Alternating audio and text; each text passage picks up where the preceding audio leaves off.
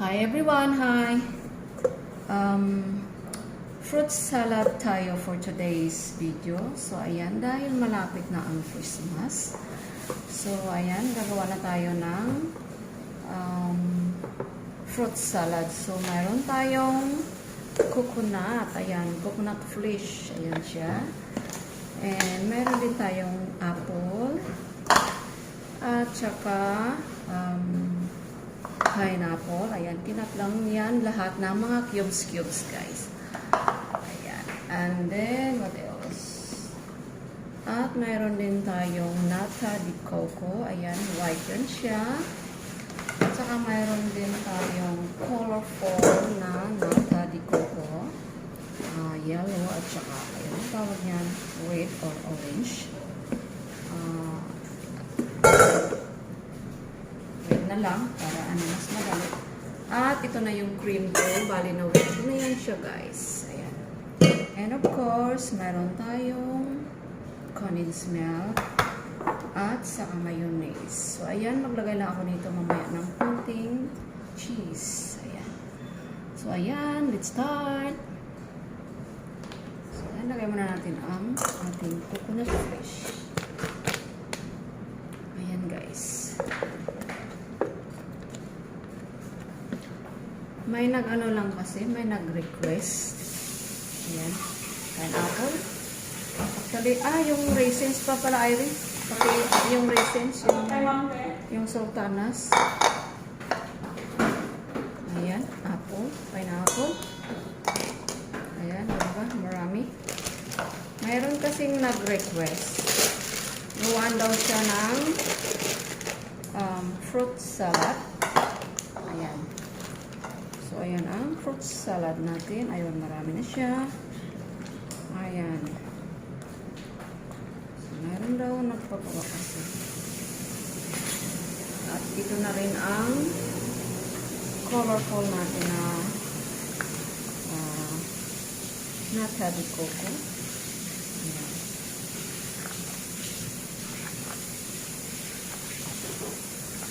So, ayan. Halo. Mix small tayo. Ayan, guys.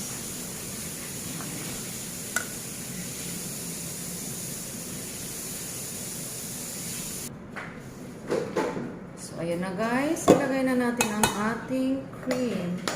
So, yeah. Ano muna? Yung mayonnaise muna unahin natin. Ayan. So, mayonnaise muna tayo. Of course. Ayan, hindi na ako dito naglagay ng kaong. Kasi guys, ang hirap maghanap ng kaong dito sa amin sa Malaysia. So, hindi ako nakakita kahapon ng kaong. Ayan, mix natin.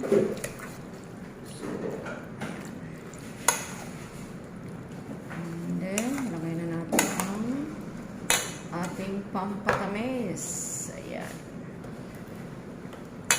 Ayan. Condensed milk. Ayan. Huwag muna natin ubusin.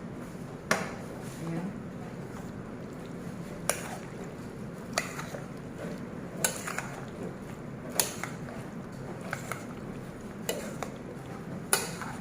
O, diba?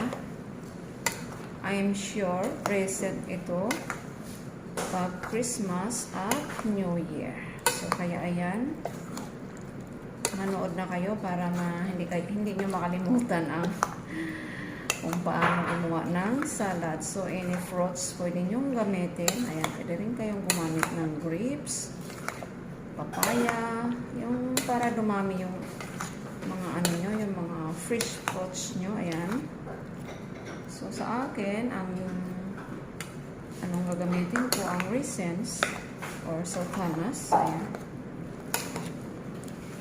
Ayan, na-mix na natin ang mayonnaise at saka condensed milk. So, ayan, isunod na natin ang ating fresh milk. Ayan. Ay, sorry, fresh milk.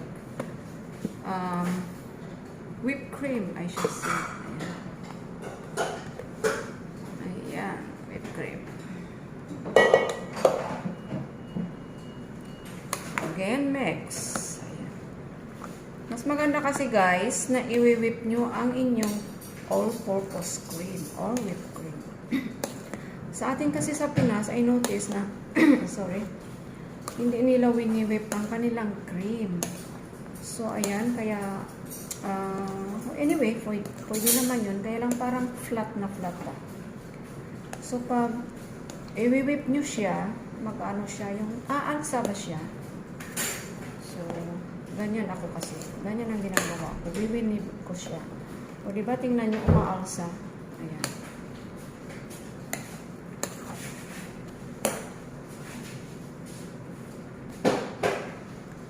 So, ayan, add na natin ang ating raisins or sultanas. Ayan.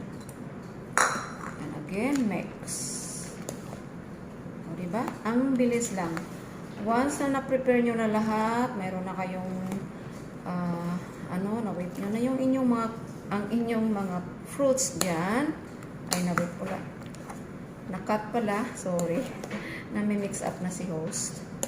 Na-cut nyo na inyong mga fruits dyan, yung mga fresh fruits nyo, at saka na-whip nyo na ang inyong cream. Mabilis na lang. Ayan, o diba? Mix-mix na lang. O diba? So, ayan.